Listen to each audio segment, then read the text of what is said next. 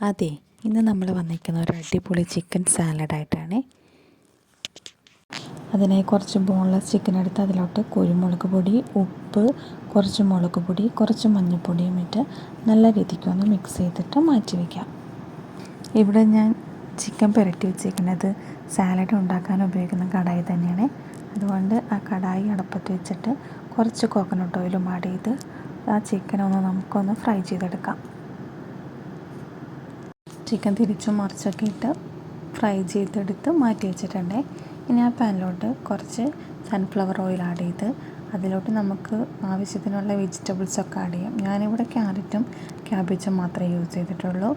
ക്യാരറ്റും ക്യാബേജും ആഡ് ചെയ്തിട്ട് കുറച്ച് ഉപ്പും കുറച്ച് മസാലപ്പൊടിയും പിന്നെ എരിവിന് ആവശ്യമുള്ള കുരുമുളക് പൊടിയും കൂടെ ചേർത്തിട്ട് ഒന്ന് ജസ്റ്റ് ഒന്ന് വഴറ്റിയെടുക്കാം.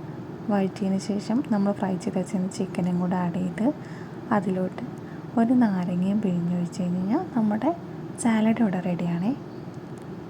വെജിറ്റബിൾസൊക്കെ ഇട്ടിട്ടുള്ള നോർമൽ സാലഡ് കഴിച്ചിട്ട് മടുത്തിട്ടുണ്ടെങ്കിൽ ഇതുപോലെ ഒന്ന് ചിക്കൻ സാലഡ് ട്രൈ ചെയ്തിട്ട് അഭിപ്രായം പറയുക. അപ്പോൾ നെക്സ്റ്റ് വീഡിയോയിൽ കാണാം. Bye bye.